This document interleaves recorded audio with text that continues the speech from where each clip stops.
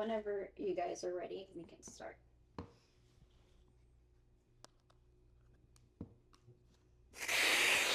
Sorry, me? All right. All right. So, my name is Dennis. I am the father of Devin, and husband to Joanna. My name is Anthony. I'm Brooklyn's dad. I am Darlene's husband. So, uh, we're doing this podcast to talk about childhood cancer, how it's impacted our families, but specifically from a father's perspective, and hopefully this can reach other fathers and other families that truly could use some help and some guidance as to families that went through that journey, but hopefully you can take a lot of things from it and apply it to your lives. But yeah, so Tell me about Devin. so yeah, kind of briefly, Devin, she was well, thinking back straight to it, to be honest. uh Devin, we just finished celebrating her first birthday at the time, and we were having a great time at the birthday party. As usual, when you're celebrating things, you're at top of the world, think everything's going amazing. Nothing could ever, dismantle that happiness. A couple of days after we celebrated her birthday, we noticed that Devin woke up with what appeared to be like a droopy eyelid. Me and mom are both nurses, but we had, at the time we were thinking, oh, it's droopy, maybe kind of swollen, no big deal. We were thinking, oh, as the day goes on or days goes on, things will get better. That did not happen. And so mom wanted to reach out to an ophthalmologist, specifically the ophthalmologist, because Devin, when she was born, she was very preemie. She was maybe a pound, Wow. 7 ounces, and she was born at 28 weeks. So with that, there's a lot of muscle weaknesses and things. But one of the consequences was the eye muscles were really weak. Mm. So one of them deviated severely towards the right, if I remember correctly. So we were thinking, oh, droopy eyelid, weak muscle, has to be connected somehow, right? So we go to the ophthalmologist, and as he's evaluating her for the eyelid, he also notices that there was pupil changes. He noticed that she happened to be kind of flushed on that side of the face and not the other side. And he suggested at the time what was supposed to be, well, what we know now as Horner syndrome. He was telling us about it, but one thing that we noticed that he's very hesitant was to kind of tell us, where does Horner syndrome happen? Why does it happen? And so he kind of briefly mentioned, hey, maybe you should get some scans, but don't worry about it. Just get back to me. And we were thinking, why would he want some scans? That's Hmm. At that time, you're not thinking about, like, Right. come on, man, like, scans for Right. what? So we went home thinking things that would improve. They didn't. We started, obviously, as anybody else would, Google searching. And the moment you read about the causes of like Horner syndrome, X, Y, and Z, we're like, yeah, we're not gonna wait until 2, 3 months from now to see him again. So we called him, hey, let's get an order for the MRI if you're cool with that. He said that's fine. Uh, he ordered the MRI. We took Devin, got the MRI. Uh, I was at work at the time, at finishing my shift, uh, where I kept repeatedly throughout the day, after the scans, checking the chart to see if it updated with Hmm. information. Hmm. Nothing there until, like I said, until the end of the shift. I happened to open the chart, not her chart, but the report, and there it said, child has, such and such large tumor on the chest, and such different sizes tumors on her neck. Uh, right there and then, I felt like, uh, I don't even know what I felt, to be honest with you. It was just disbelief, really. Anger, maybe. I don't know. It was very odd. I don't even know. I called my wife, right away. She started crying. I started crying. I was like, hey, I'll get home and we'll talk about it. Fast forward, uh, they referred us right away to an oncologist, told us the news, and yeah, she was diagnosed with stage 4 neuroblastoma at that time. So, um, yeah. Dude, man, that brings back like so much PTSD for me. Yeah. Like I didn't know her symptoms started with like her eyes also, similar to Brooklyn. Okay. I mean, there was just one day, similar to you, her eye just deviated inward. Um, Darlene being a nurse and me being in physical therapy, we just like hoping it was a lazy eye. Sure. Um, but those things don't kind of come about just overnight. Yeah. And then she started compensating by tilting her head in order to, I'm sure her vision was blurry, but our Yeah. kids are so young they can't Can't express verbalize it. anything. They Yeah. don't know what's going on. Yeah. Same thing, ophthalmologist. Um, she knew something was going on. She had seen this before Really? because she was like, her vision's fine. Can I see her walk? And then she wasn't walking at that moment. She wasn't walking the way she was even just the day prior. Okay. She was very unsteady in the doctor's office. So the doctor ended up ordering a stat MRI. The ophthalmologist. Yeah. So Darlene and Brooklyn left, and then she was like, they should be calling you shortly to schedule something as soon as possible. And they left the doctor's office, and I don't even think Darlene got on the highway when she got that call and be like, I need you to go to the hospital now. You know, when the doctor kind of says something like that, Yeah. you automatically, your mind goes places where I'm sure you know what I'm Starts talking to about. wonder. Yeah. Oh yeah. For sure. Similar to you also, Dr. Google, the worst thing Of we could course. all do. Yeah. And what's crazy, I'm not even sure if I even told Darlene this before, but from what I Googled exactly what Brooklyn was going through, a DIPG case came up. Really? For those that don't, that's the cancer that Brooklyn had was DIPG, and at that time didn't know what the hell that was. Yeah. But you read the news article, and obviously it wasn't good. Yeah. And yeah, she had that MRI, and the neurologist came in and your child has diffuse intrinsic pontine glioma. There's nothing we can do about it. There's no surgery. Try to get set up with a clinical trial. And he just walked out the room. So when they first, I'm just honestly curious. And when they say those words, there's nothing we can do about it. What was, I know it's not the brightest question, but I really want to know what were the first things that was running through your mind, if anything? All the hope for me, all the hope went out the window. You know, being in medicine and being a realistic person, when you tell me we can't take it out, clinical trial, my mind just goes to places where we're already fighting this battle that I feel like it's almost impossible to win. Did you feel, or did you think already at that time that, how should I explain? Sometimes you know what the outcome is going to be before you even go through the process. Is that something that ran through your mind? Thankfully, at that time, no, it didn't. My mind didn't jump to that, what the end stage would look like, thankfully. Yeah. About you? Did they went over treatment like right away, like with you, what it would be? Yeah, so I'm trying to, and for those that are watching or listening, at least in my view, when I think about those times, while I do have all this, as we called it already, kind of off camera, but all this PTSD, I look back during those times and it feels so real, but yet so blurry at the same time.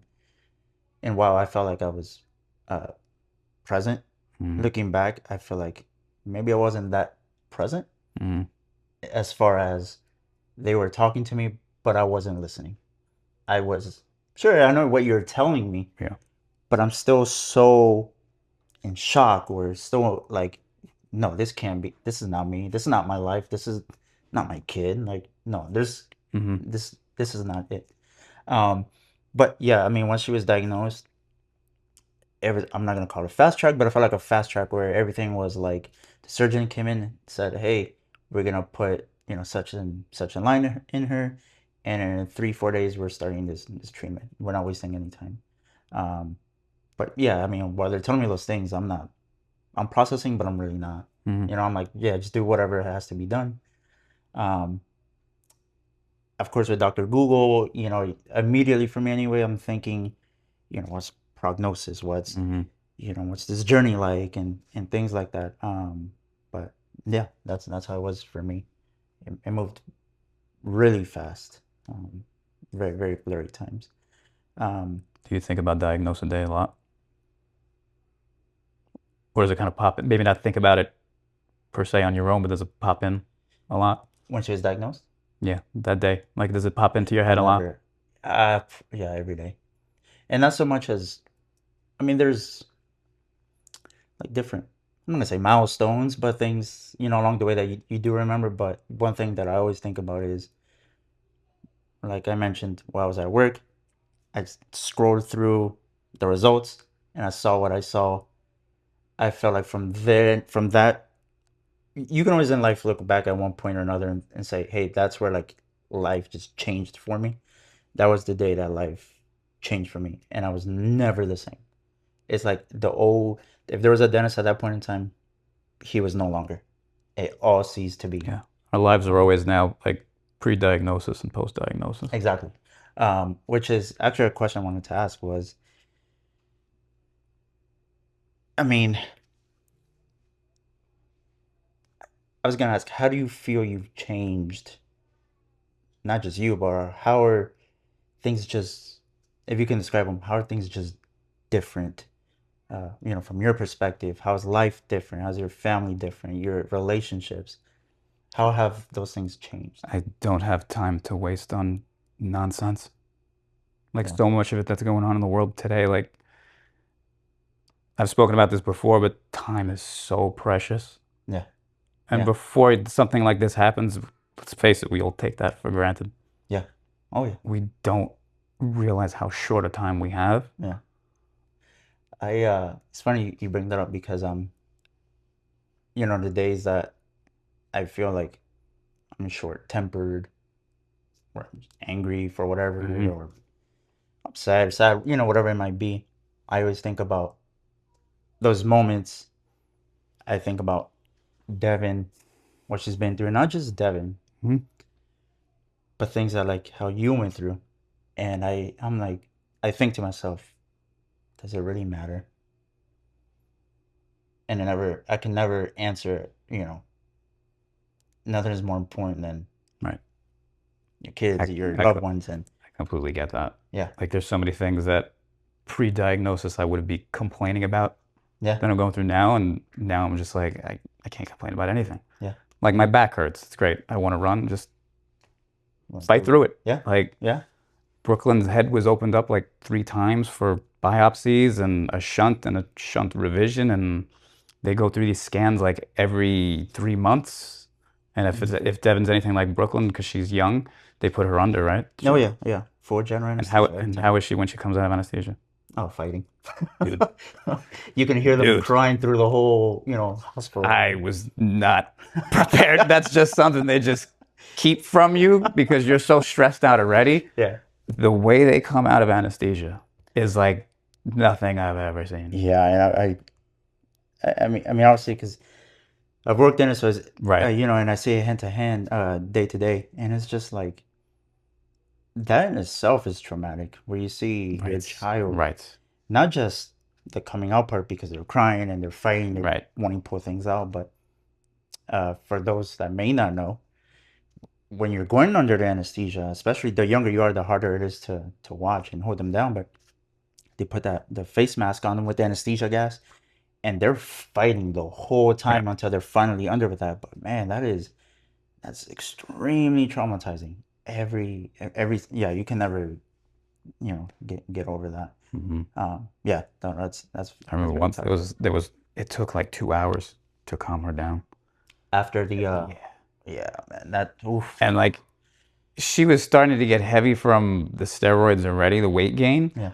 But then like you're standing there holding her in the hallway and she's flailing around, Oh, God. and that in itself. And then like one time she ripped my glasses off and she She threw threw them down the hallway. I was like, Right, that's gone now. And then like I think back, like, because I would get frustrated and then you get back and you think back and it just makes you feel horrible because you're like, well, why the hell was I getting frustrated? But at the same time, I mean, You don't know what you don't know.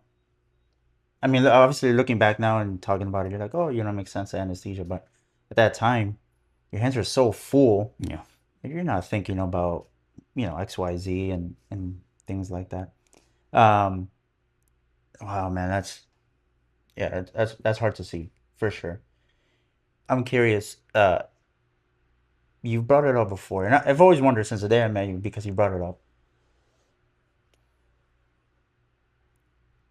You said, if I remember correctly, Mm. that when others throughout the process, or even now, when people go to talk to you about, or sorry, when people want to talk to you about maybe Brooklyn Mm. or the process, you feel that sometimes people dance around, I'm not gonna say the big elephant in the room, Mm. but what happened. Mm.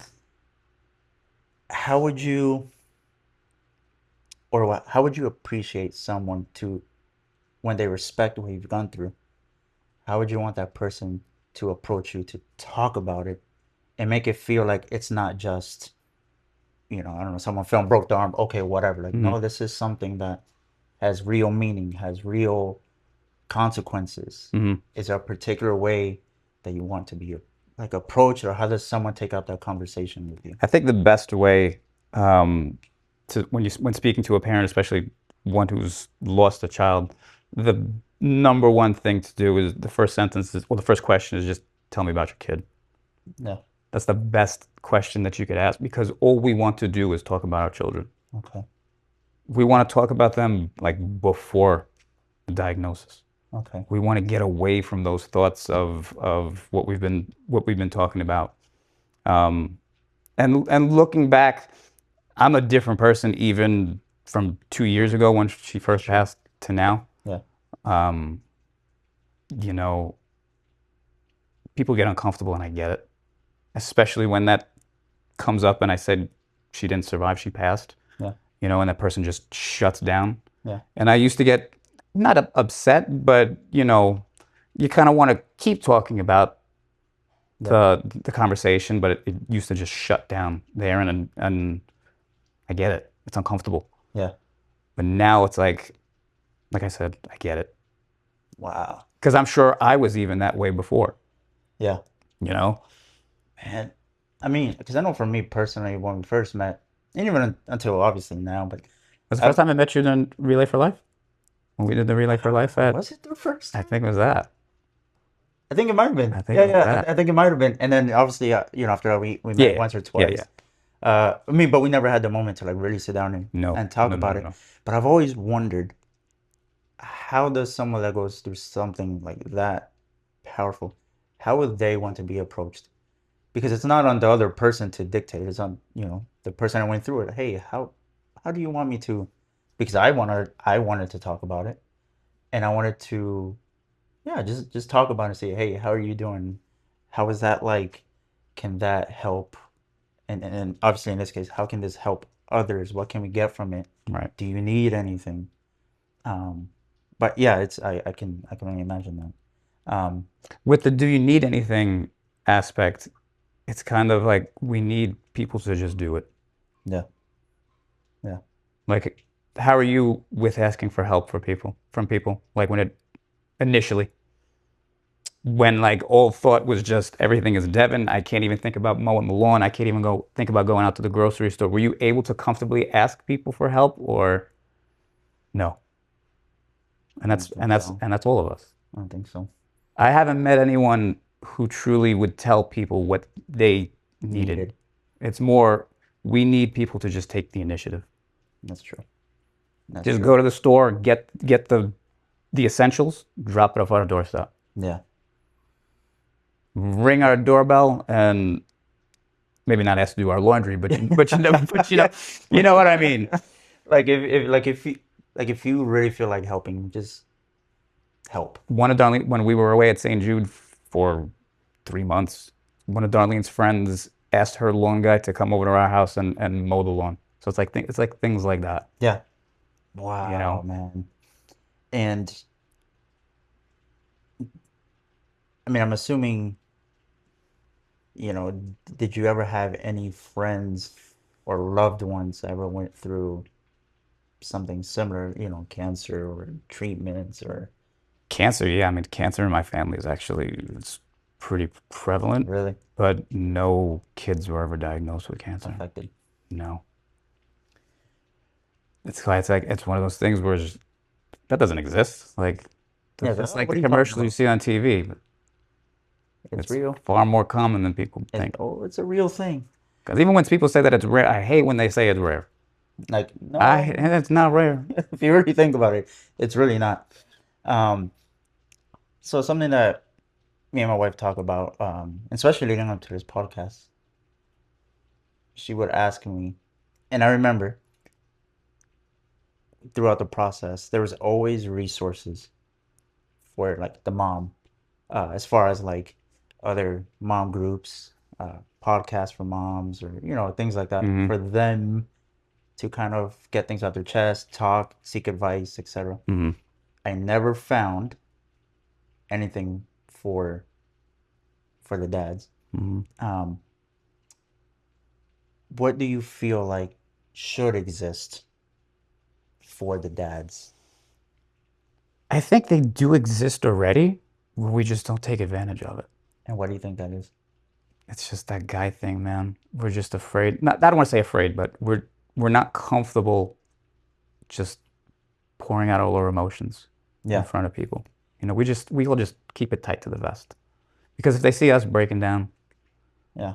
they know it's truly not good. Do Because you? there was a group that I found on Facebook, a dad's group specifically for DIPG. Okay. And then when I found it, like the last post was like from 3 years before. Wow. So like I had found something perfect, specifically DIPG. And I think I ended up posting something and there was like a couple of replies, but there's no, and I gotta be honest, but there was even a group that we started with DIPG dads that I know, that Oh, I'm okay. friends with. Okay. We went to a retreat in Pennsylvania and we kind of just put something together. And it would kind of be the same couple that would just kind of reach out and say, "Hey, how's everything going?" And it's like the typical dad thing is everything's all right. And then there's no like elaborate, no, how are things going? Yeah. How are you really? How are you right now? Yeah. That's something that I couldn't really, like, I mean, kind of similar to your situation. I could never find that thing. And then Mhm. in turn, I just kind of kept things to myself. Yeah. And without knowing it, I would, you know, just manifest it in my own ways, be angry, We go to irritable. we go to the garage or we sit outside for a little bit and Exactly. I do wish that there was more tailored resources to the dads, even if it's not necessarily to just talk about things, but just knowing that there's other men exactly. that go through the similar experiences would be nice to know. That's something I do wish existed, at least more fluently, more, more often than not, for sure. When you get those days, those dark days, what helps you, if anything?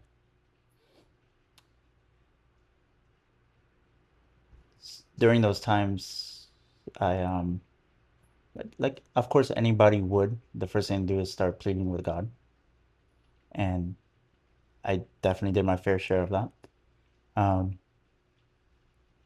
really just that, and my wife. One thing I will say, seeing my wife go through it is what gave me the power to go through it.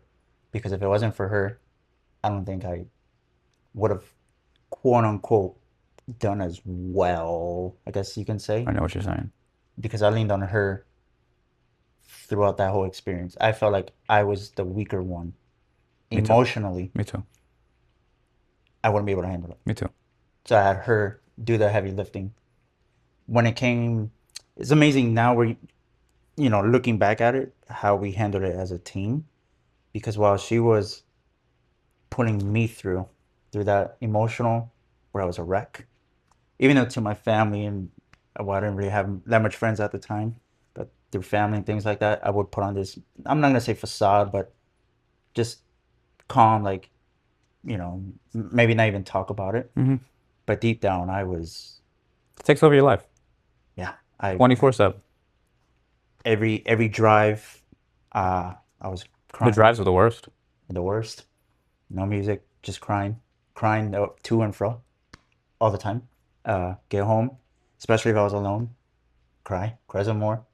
Um, especially there's some times where she had to stay overnight for her treatments, Mm-hmm. and then I had to go to work, maybe come home, dress up, whatever. Cry all the way here, take one shower, cry some more, get out, cry some more, lay on the ground, just feel like giving up. But then I would think, how is that helping us together as a family?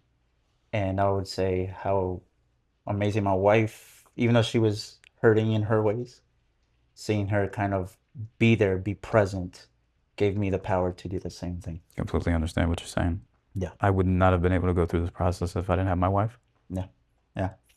They I feel like parents in general just don't get the credit that they deserve. Both. Yeah, I don't even know how to explain. It's just there's never enough credit for the moms or dads, honestly. But especially the moms. Like I said, she was there throughout everything, even the appointments, the treatments, the driving, the here, while I got to go to work and maybe some way kind of get my mind off of it temporarily. She didn't have that luxury. Mm-hmm. So she was facing that demon, that monster all day, every day. And seeing her handle it is kind of how we already said is what drove us through. Yeah.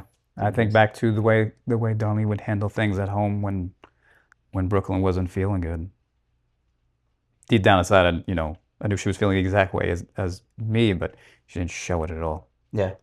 That calm, cool, collected. I'm like, I don't know how you're doing this. Yeah, yeah. That's what I'm Like thinking I of, was like, like my anxiety, like, and that's terrible because our kids pick up on that, Yeah. Yeah. which then sets them off. Yeah. The Yeah, vicious cycle. Yeah. But yeah, thanks to them. Shout out to cancer moms. Yes. Huge shout out. Yeah, man. Really. If it's not for them, it's nothing. I would have lost my mind a long time. I mean, I did lose my mind a long time ago, but Man. the hospital stays and I mean, how many times I just wanted to wring a doctor's neck, Yeah. but then I know she'd just be like, calm What down. that brings me to another question is how was that experience dealing with, let's face it, I mean, being in the medical field, we know that there's a lot of people that don't, even though they work in healthcare, they don't have that, The bedside manner. yeah. I mean, that the very first doctor that we spoke to, like I said, spent 10, 15 seconds with us telling us the result of the MRI and just walked out the room with his team. Really? And then, of course, it was the nurses who consoled us and Yeah. took Brooklyn while she was still screaming from the anesthesia. And they were like, you guys just go for a walk. Wow. Did you ever feel that there was someone along the journey from the medical team that you felt like was really empathetic towards you? Yeah. It was the nurse that always took care of Brooklyn for radiation. It Really? was amazing. She just seemed, or he, was it a she? Yeah. She seemed like someone that was just, Her energy was just so calm. really? And Brooklyn loved her. Wow. Christiana. Wow. She was amazing. And that's another thing too. A lot of the people that you meet along the way that also don't get the credit that they deserve, such as that nurse, they can, I'm not gonna say make or break the situation because it's already difficult as it is. Yep. But they can definitely make it worse or even tolerable, I guess you would say. Yeah, it's amazing how that one person can make it. Because they can definitely make it more stressful, that's for sure. Yeah. They can definitely make it more stressful. And we had a lot of that, and that's kind of everywhere too. Yeah. No. Because even for the adults, we all have that one doctor where we're like, God, we could do without you, man. somebody different. Yeah. But in the world of childhood cancer, you don't have that many around. This is true. This is true. We live in an area where we're lucky. We have 3 children's hospitals within 30, 35 miles of us, Yeah. Yeah. where there's so many families around the country that live in the middle of nowhere that they don't even have a children's hospital. Yeah. Yeah. I was thinking about that the other day because we have Advent, we have Orlando Health, And the and then Morris. the Morris. Yeah. All within the immediate. And we went to area. all three of them Yeah. with different experiences on all three of them. And it's always because of the people. I feel like part of anyway. One thing I'm wondering, to be truthful, Anthony, is so towards the end, Mm-hmm. I know you guys had not many options. What then drove you to finally say, "Hey, this is enough. She's suffering more than what could potentially help." Mm-hmm. Walk me through that. What was that process like? I'm really curious. So initially, when she was first diagnosed, even before we set off to St. Jude, which was within like a week, Darlene and me sat down and had a discussion about potentially when we got to that point, what would we do? And we always spoke about quality of life took precedent over quantity. When we were told that she went into, or her tumor had gotten larger on December 28th of 23, within like a week to 2 weeks, the deterioration was just That much. oh my God. It was insane. Like leading up to that scan in December, I kind of saw some things where I was like the asymmetry in her face was like a little bit more. Like some of the way she pronounced the words were, it was worse, a little bit worse than before. But then it got to the point, we got disqualified from that trial, and then we scrambled to find something else. So we went to Miami like 2 weeks after that scan. Her anxiety level was, oh my God. She associated, I couldn't even take her in the backyard of her grandfather's in Fort Lauderdale because she associated leaving the house with automatically going to the hospital. Oh, God. And this is a kid that used to, have anxiety when you tried to bring her back into the house from the backyard because she was enjoying it so much. Her speech got so bad, which was, the whole process was difficult, but her speech was so clear early on, and I couldn't even make out what she was saying. And the tumor was putting so much pressure on the pons, she wasn't able to really swallow safely anymore. So they had to put an NG tube in. Both eyes were now deviating inward, so that tumor got so big so fast. She had a really tough go around with radiation the first time, as far as swelling and necrosis. The second round, it's less treatments and a fraction of the strength of the original radiation. And we actually, we had it in our mind already that we were going to withdraw her from any other treatment, but we wanted to speak to the doctor first down there for radiation, and we had already done an appointment. We had an appointment with him, then we got set up with the appointment to start radiation again, and then she got so bad within that amount of time, and I want to say that amount of time was a week, less than a week, maybe. And we ended up calling him and be like, hey, this is what's going on now. We don't know what to do. We kind of had it in our mind already.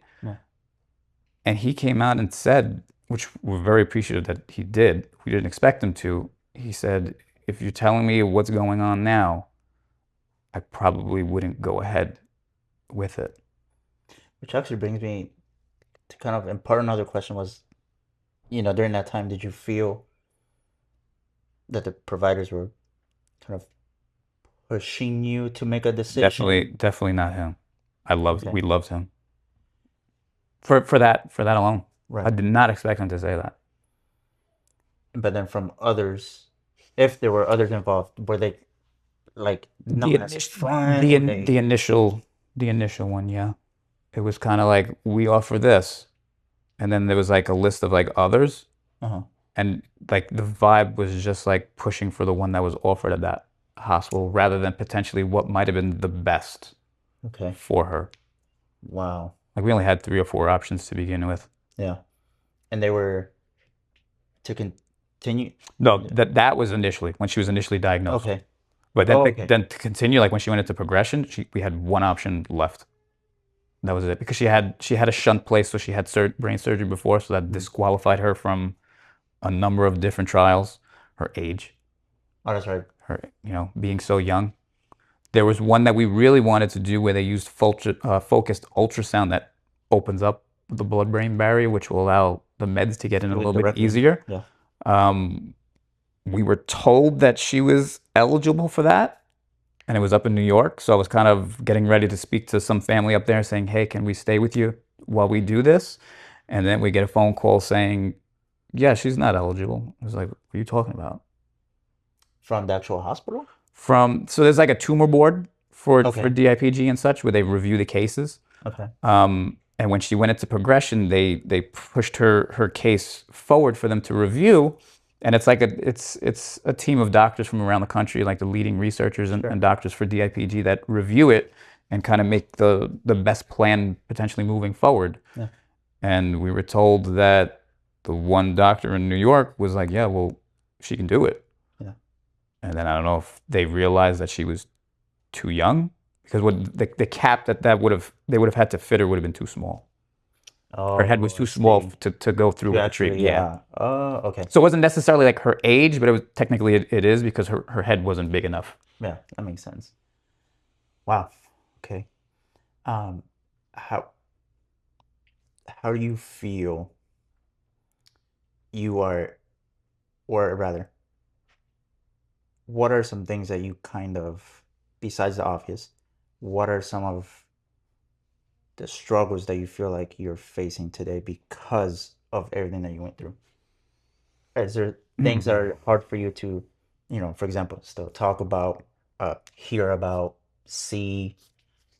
Honestly, no. Yeah. It's like I've just taken DIPG like literally head on the way Brooklyn did. It's like I can't, I don't know how to avoid it. Yeah. It's just it's our life right now. And it's Wow. like we follow all these kids too on social media, and especially too having the foundation now. And you hear the updates and everything, and it brings back things in your mind, and you're like, well, how come they didn't talk about this or try that? Yeah, I don't remember what life is like without DIPG in it. Wow. I know you probably feel the same way. Oh, yeah, 1,000%.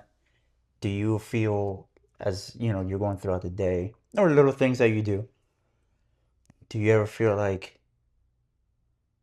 she ever speaks to you? 1,000%. Yeah. I'm not a religious person, Yeah. and I do that worked against me during the whole process. Sure.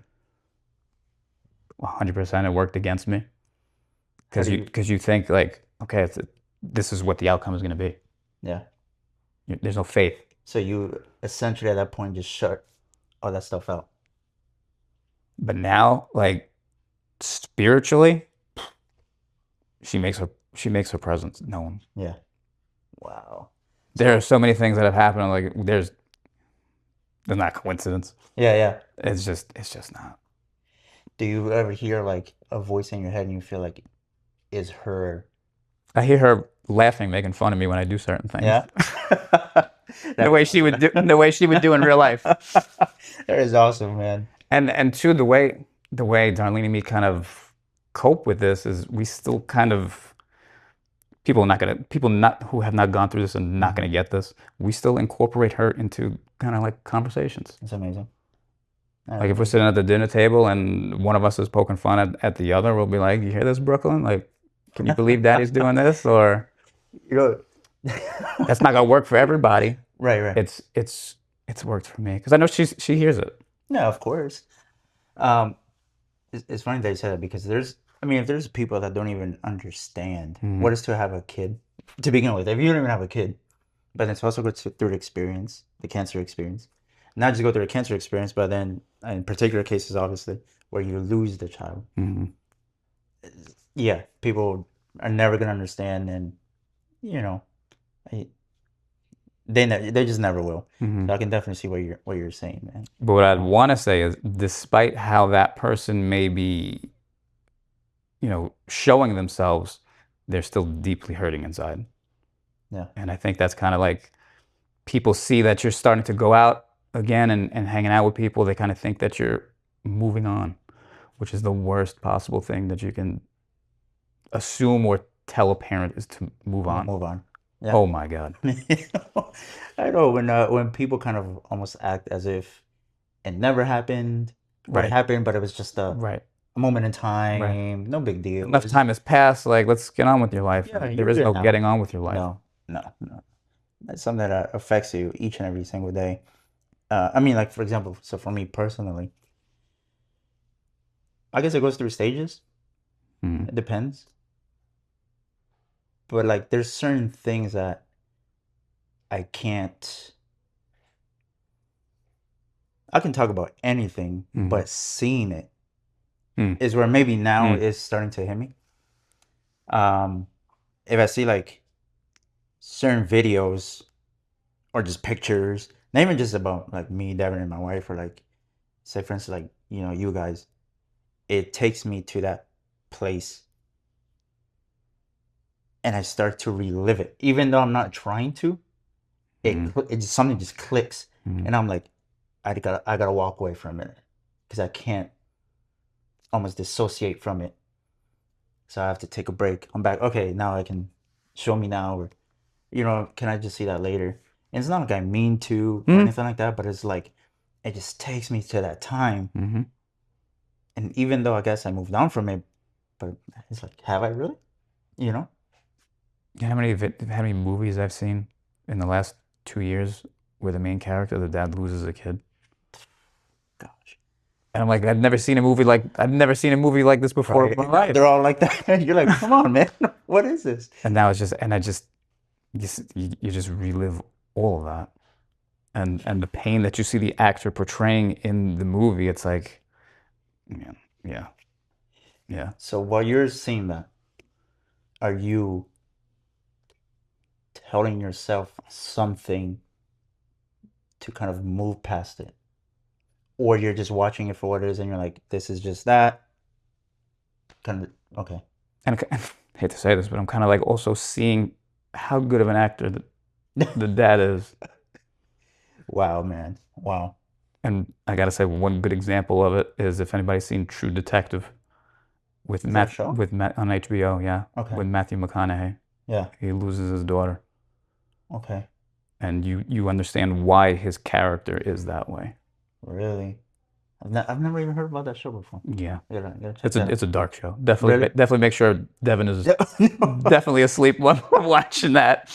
It's like, go to sleep over there. We're gonna watch this over here. I won't spoiler alert. I won't say nothing because we watched. It's been out a while, but we watched the last episode yesterday, and there's a very powerful scene for me. And Darlene was like, "What is it?" And I was like, remember what he's been through. That's why he's doing this." Yeah. I won't tell you. Check it Well, out. we'll get back to we'll get back to that. It's funny because we're always looking at new things to watch, and I'm like, now that I have a bit more time, it's like, what can we watch now? Oh, I don't know. It's always the way. Yeah, And then you basically watch yourself scrolling through all the streaming menus to try and find something. Oh man, no, but we'll definitely get back to that one because I want to see that for myself. Yeah. Wow, man. What is something that you would like for dads that are going through a process to know, or what is something that perhaps you can advise on, or something you wish that you kind of knew, or something that you would tell yourself kind of earlier in the process? Is there anything?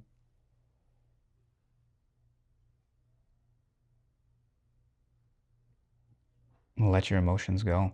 Just Be human. this is your kid that we're talking about. There's no shame Yeah. in having the emotions that we and I've never met a dad that has been ashamed of the emotions that they had. I think it's more they feel pressured to keep those emotions in by society. Yeah. But just to let it out. Yeah. You sound like, I mean, it sounds like we deal with that similarly through the whole week, daily. Yeah. You feel it coming on, just let Yeah. it go. Yeah. And it's been, again, there's stages, I guess, there's the ups and Yeah. downs of it, but Yeah. there's definitely times where, like, when you let it go, it's like a waterfall, and then there's some times where you can just, calmly Right. get it through, but then there's sometimes where you just can't. Because there's those tears that come from happy things that you're thinking about, but then there's those tears that comes from the worst things that we've seen. Yeah. Yeah. One thing I'll say is that well, there's nothing to like about the journey, but one thing that I never appreciated was when, now that I think of it, I never really appreciated when someone, or when people just in general, would beat around the bush. And that's kind of because we talked about it so much earlier on, but instead of just talking about what's going on, they just would refuse to do so, or would act like, oh, everything's gonna be fine. Don't worry about it. That's all good. You're good. Oh, oh, that's amazing. Don't worry. Don't worry. We got you. Everything's cool. Those auto replies. Yeah. The go-tos. Yeah. That's something that I will say that as a dad I got a lot. Sure. And thinking back, I'm like, it would make me, even though I try not to focus on it, but it would make me angry. Sure. And I would never hold it against the people, but I did. yeah. Yeah. In the beginning. Yeah. Now it's like, I'm at a different spot. So like, I forgive. I won't forget. Sure. What I would say too is when you do get those people that do try to pull it out of you and dig it out of you, Yeah. you hold on to those. Yeah. I was just asked by my coworker yesterday. So how you doing, man? I'm all right. No, how are you? The way he said it, how are you doing? Yeah. That's genuine. Yeah. It wasn't just like It was it wasn't that auto reply. Yeah, yeah. Oh man. But there's a lot of people that don't get that. Yeah. Yeah. You have that? Throughout the process, I would say so. I mean, not anymore, but then again, I've kind of learned to, well, one, accept it, and B, just let it go. Because it always goes back to kind of when we first started talking, I was like, if it doesn't, it just doesn't even matter. Like, it obviously does matter because it's, interpersonal relationship and things like that. But at the end of the day, what matters is, my family, the love. That's it. Not what someone. It's not worth your time. It's not worth my time. So from that sense, I forgive, and of course I'm spiritual too. I believe in God and things like that. So it's always ingrained to forgive, but same thing. I don't forget. I don't hold it against. Yeah. But I don't forget. Yeah. And thankfully I've gotten to that point where I can just be like, this isn't worth my time, man. Like, don't waste my time with this. Yeah. I would say that to the dads out there, man, because that's something that they're gonna get a lot, is those auto replies, hey, I'm just gonna check on you just to check the box, but just don't get too deep with it, because if you do, then I don't know what to say, and I just don't care, or there's the silence too. Or the silence. And the silence kills, man. It's worse. It's worse. Yeah. Yeah. We've all had that. Ooh, with family. Especially with family. I mean, and speaking of family, because you were kind of asking me about the murder, same thing with, like I said already, with my wife, but without them, I don't know how I would be doing. And it's not always perfect, because I do feel like same thing if no one's been through it. Like, I will say this, so with family, maybe, I know it came out of love, obviously. It's not like they don't care, but because it is so uncomfortable, and maybe because they haven't lived in it, there was also an aspect of the auto reply in some instances, even though maybe they didn't didn't want it to come off that way. Mhm. Maybe they just couldn't find the courage to say things differently, or, Mhm. you know, whatever the case. I did find that I did get a lot of those auto replies with them, but they always meant well.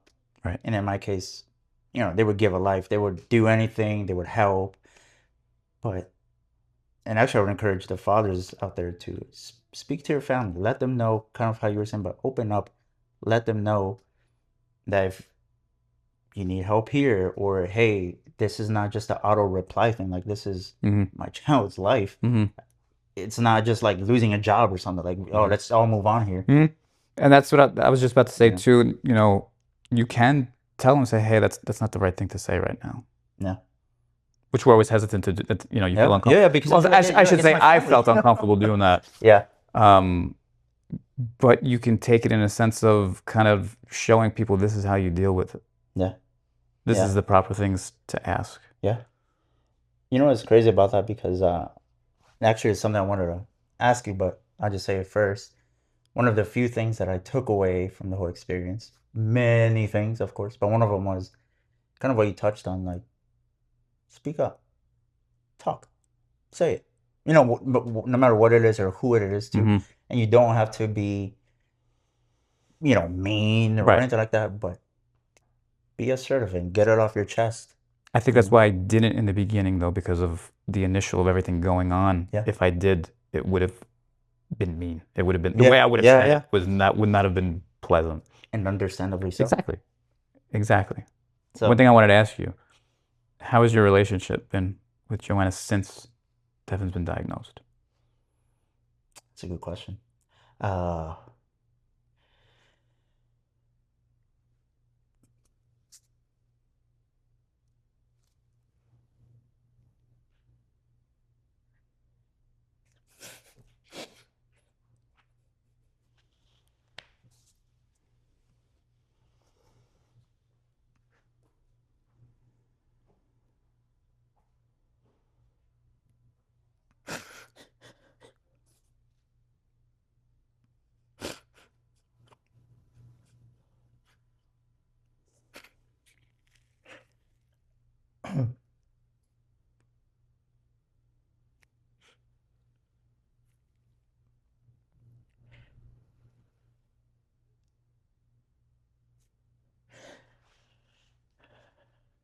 like I've never been the best at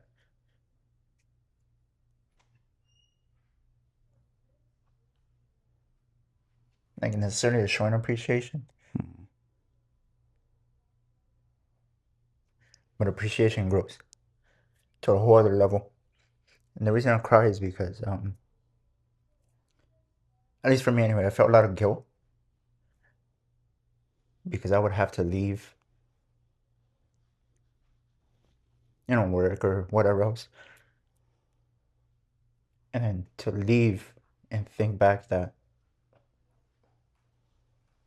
your spouse is the one handling it, kind of for you, in a way, to be the other parent, like both parents at once. Mm-hmm. That's a guilt, um, that you can't shake. And so yeah, your appreciation grows through the roof, rather. Sorry. Um, but yeah, You guys closer? yeah, for sure. Well, from that, I know that you know, like no matter what, that is someone that I know I can lean on, no matter what happens. You know. But you truly tend to appreciate the person as a human being on a deep, deep level. You know. So that's how things changed. And to you, ask the same question. Yeah. Like, I hate to say this, but this is, it's made me a better husband. Yeah. Which I feel weird saying that because it's like, your kid died. Yeah. And it took that for you to be a better husband. Yeah. Similar to you, like, terrible at showing appreciation. Yeah. Yeah. It's like your whole. I mean, don't get me wrong. There's still like struggles, but Mm-hmm. the whole thing just shifts. Mm-hmm. It's no longer like, oh, this is, my wife who I love. No, this is my like this is my like this is the person who's keeping me here yes, now. exactly. There's no one else. Yeah, If it wasn't for her, I wouldn't be here. exactly. That's how I feel. 1,000%. Yeah. And that's something that like, yeah, it's just if when you're going through it, to see that person's true colors show, and to see what real strength is, what real, strength and, determination and the ability to do all these different things all at the same time, those moments really amplify that. It glorifies it, and you're like, wow, that is amazing. And let's not get it twisted too. Going through this, it will test your marriage. Oh my God, yeah. 1,000%. When everything's going to haywire, like how do you keep it together? I don't think there's a clear answer. No. Which is actually begs the question: is there anything that you would say that could, or what's some advice that you would give to those marriages, or if anything? Man, I don't know. It's a tough one. You got me with that one. It's a tough one. It's a tough one. I will say, for me, it would to be graceful. It's easy to complain and point out things that are wrong, or to feel guilty, or maybe to even kind of point the finger and say, oh, this is your fault. If you would have never done this, this would have never happened, or something along those lines. If you ever have those thoughts, just always remember there's another person on the other side that could easily say that about you too. So just be graceful. It's too, like, Darlene saw me at my highest point, and then she's seen me at my lowest point. Lowest point, yeah. And it hasn't deterred her in any way or anything. Yeah. So it's amazing. I know it's the same with you. Oh yeah, I mean, I know. I've done it all, man. I mean, I'm not too proud to say like the emotional outbursts, the anger, the maybe some blame game. It's just your mind is so juggled up that you don't even know. You're just so, what's the word I'm looking for? So just in the moment, your judgment is clouded, heavily clouded. Yeah. So you said blame game, and this is something that I've struggled with from day one, and every dad does. Yeah. Do you ever blame yourself for what happened to Devin? 100%, 1,000%. Yeah. How do you deal with that?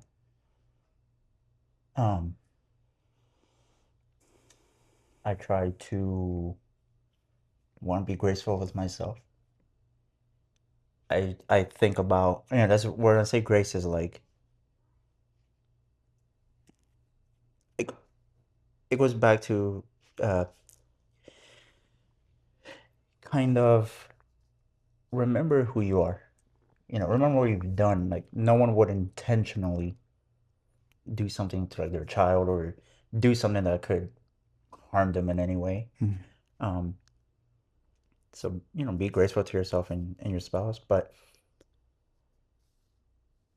that's a hard question, man. I don't deal with that well. Yeah, at all. It's hard. It's very hard, man. And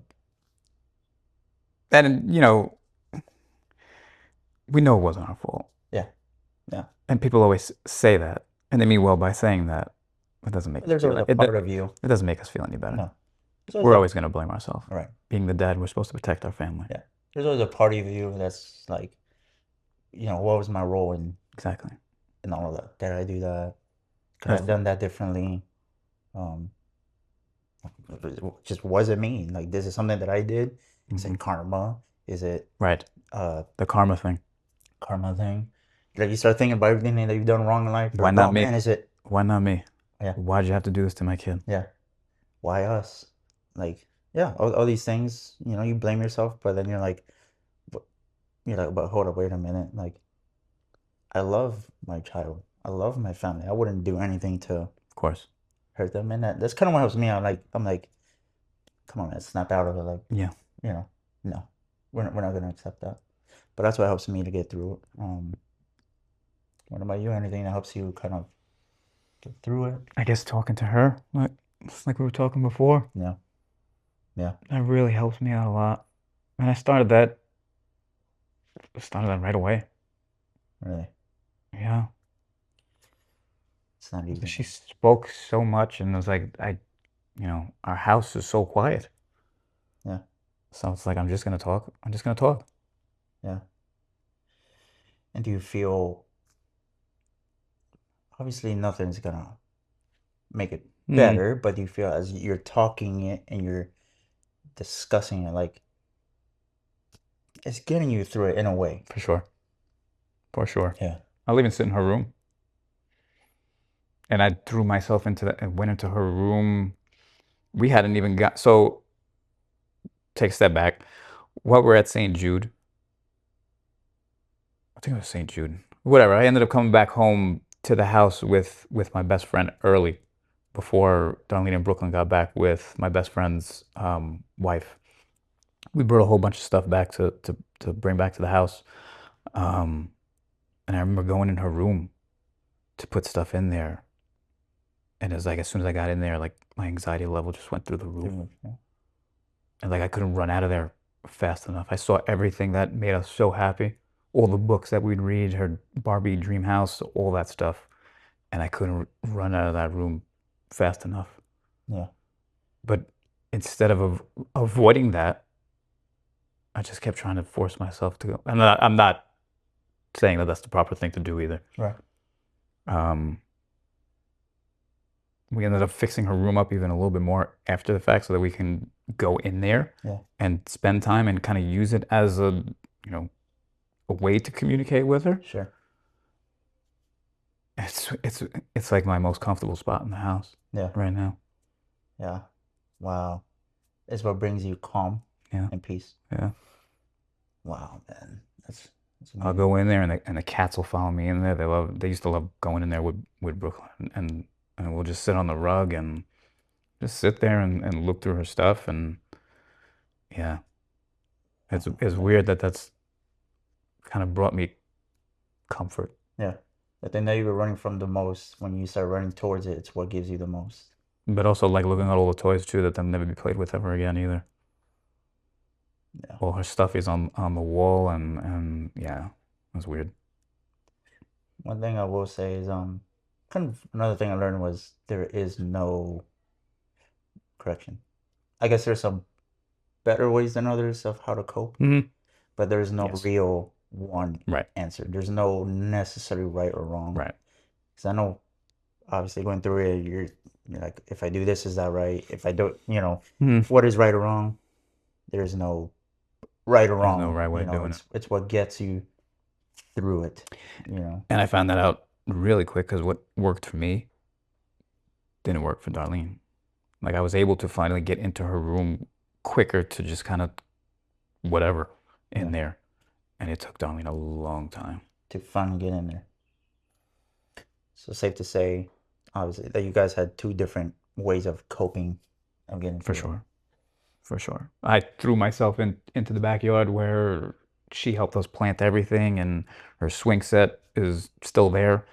And it took Darlene a long time to go back there. Oh, man. Which is, but listen, that wasn't the right way of her coping. Yeah. Yeah, and everyone, like we said, everybody there's different ways. Differently. There's different speeds, and it's all part of it. There's no right or wrong answer. I mean, for me, I still have her car seats in the car. Wow. I never took them out.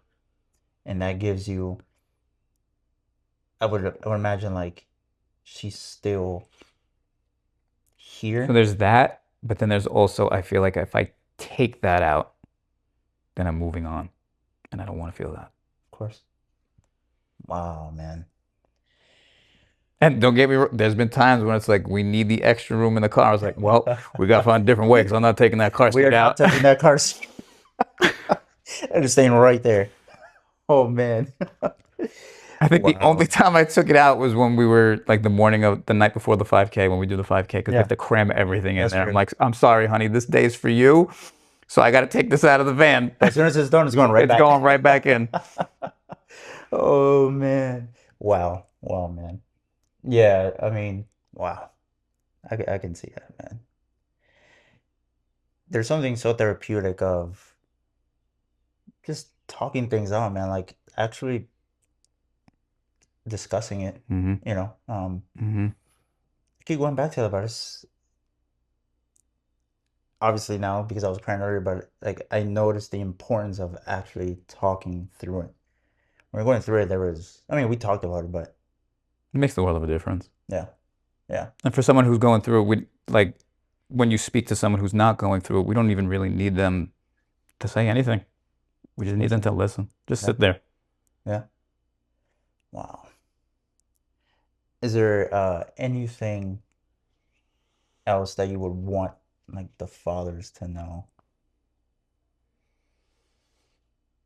I mean, I wish I could say that there are there are the resources out there. Like you can dig deep into. I hate to always bring up social media and stuff, but there are like groups where dads have lost kids and stuff like that. And I mean, just try it.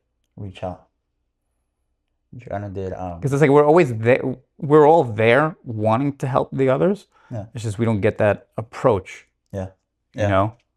It's always like, how are they gonna react? What do I say? Something that I was talking to Joanna about earlier was like, at least with the, and kind of I mentioned to you, but since the moms have more of those resources, they're able to just talk and get these emotions off their chest. hmm Men need that. It's very important. And I would say too, actually, speak to a professional. Yeah. Yeah. It just popped into my head. Like we tried that early on, like the first month. We got set up with someone, and it was a complete disaster. Really? Complete disaster. From their personality or Personality, what she was telling us we needed to do. Like I don't need to go on vacation. My kid just died a month ago. I can't. Vacation is the last thing yeah, on my that's mind. that. Yeah, I'm not thinking about vacation. Medication. This is our first visit. I'm speaking to you so I don't have to get on medication. So that didn't last long. There was like maybe 2 visits, 3 visits. We went a long time with not speaking to anyone, and then we got a sympathy card from Arnold Palmer, Orlando Health, and they had included a card for a therapist that works at the hospital. Oh, okay. So I said, listen, if she works at a children's hospital, she's dealt with bereaved parents. Yeah. We need to give her a shot. Okay. Thankfully, we did a number of visits, and it helped. It helped a Really? lot. Wow, man.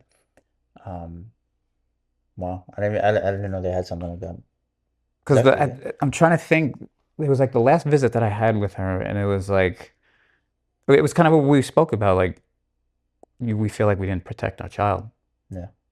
And then she was like, "So tell me, like, where were you throughout like the whole journey?" And other than working and stuff like that, the last week, we never left her side.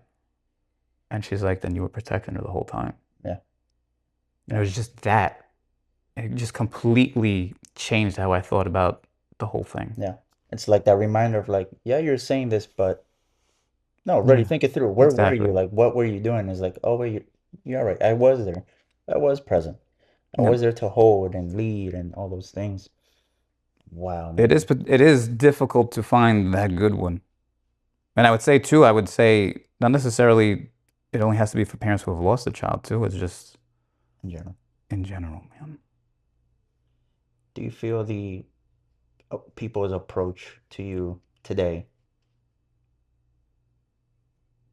is different than it was before? Is there like still some awkwardness there? No.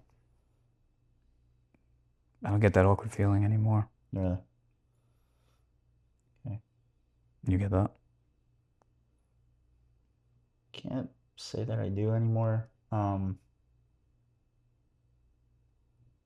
would say in general, no. I mean, every now and then you may have maybe a question or two or a comment here and there that Mhm. kind of, I'm not gonna say rubs you the wrong way, but you know, it can't help but to bring up some feelings, and you're like, well, what is it that you mean? Mhm. Like, what are you asking? Um, Now, do you not hear it as much as before because you don't hear from a lot of people as much as before? Or have they kind of changed the way they view you? I just think my perspective changed to the point where even if I'm being asked certain things or I'm being approached a certain way, I just don't pay enough mind to even realize that maybe it's happening anymore, to be honest with you. But yeah, can't say. Um, one thing I do want to say is I appreciate you, man, uh, Appreciate it too, bro. for your honesty, for letting me talk. Um, This wasn't your first podcast. You've done this before. no. But I really mean that because there's not only do I know to a certain degree, of course, like what you guys have been through to a certain degree, Mhm. there's always obvious differences and but just seeing your guys' journey, man, and you guys are awesome people, man. And when I watch these Appreciate it. videos and stuff like that, man, like I said, actually in particular with you in Brooklyn, and it hits hard. It hits hard. Not from a sympathetic point of view, but from an empathetic Right. point of view, where it's like, I know what you're thinking. Like when you're in the like, I know I can see myself there. Like I know what he's thinking. You know, the happiness, that bliss, and then the whole journey. I'm like, I see it, and I feel it, and then my heart just hurts, man. To be honest, it just hurts. But then I think about just, I don't know, just the beautifulness, the love, and all that, and I'm like, how you guys have hindered us such, even if it didn't feel like it during that time, I'm sure, but how you guys have hindered it with so much grace. Like you guys are always kind, nice. Every time I see you guys, it's always, even if you may not want to or may not be feeling it, but it's a smile on your face. And that's huge, man. And that's huge. So, Appreciate that, man. yeah. Because I've seen the opposite side Yeah. where there's some other families where they're not as, you can just tell, man, right away. I mean, whether they're hurting or not, but they approach it with a different angle. Can't blame them. No, not at all. But it comes off as very like, especially in the online community. Again, it is online, so you can't take it with a grain of salt. But you notice, especially when other families write certain comments and say certain things, and you're just like, Mm-hmm. I understand where you're coming from, but why are you choosing to react in the way that you do? Especially when there's families like yours that are like, again, kind and graceful. I don't know, but I did Really want to give you appreciate it, guys all that, man. And to get back to that, that's one way where kind of these message boards can work against you. Yeah. Because you can lose a lot of hope really fast on Oh, how people respond to certain things when they're going through the exact same thing or have been through it. It's not like a stranger that doesn't know the yeah. situation. We're Exactly. talking about people that have gone through the same thing. Yeah. And they're like, how could you bring your kid to that hospital? They're going to kill him. And it's like, how could you say that Yeah. to a parent? And why would you say that anyway? How could you? Why would you? But it's yeah. It's That's vicious out a there, different man. topic. Yeah. That's a different discussion. But I really appreciate that, man. Yeah. No. I feel like, the two of us, we kind of, Brooklyn wouldn't tolerate like us kind of moping around No. and being net. I mean, she's the most beautiful soul I've ever met in my life for a 2.5, 3-year-old. And that's what gets me every time because I see that love And of course, it makes me think about like me and Devin. Of course. But I'm like, you just see it, man. You just see it, and it's so beautiful. That how can you not be affected? Even if I didn't know you, it's like, but how can you not only just then see it, right? But then how can you not do something also about it to help, these kids? It's kind of part of the reason why I decided to do the podcast is because throughout the whole process, my wife has been doing stuff to help the community, right? Mm-hmm. And I'm sitting back and I'm like, Mm-hmm. well, what am I doing? What have I done? Like, I mean, sure, I was there in backgrounds of stuff, but like, You were supporting her, man. yeah, and of course that matters, but it's like, maybe, and I was thinking to myself, I was like, maybe I should take more of the initiative, do more for the people that are going through it, the community. Like, the more, the better, and that's something I wrestle with all the time. I'm like, what can I do? How can I help? I don't know. Yeah, I support, but it's always that, like, what more can I do? I want to help. I want to be there, because again, I wasn't getting much of it throughout the Mm-hmm. process. So I want to provide that for someone, it's like, Mm-hmm. yeah, Mm-hmm. yeah, man, that's what drove me to do that. Yeah, Glad you did it. thanks, man. Yeah.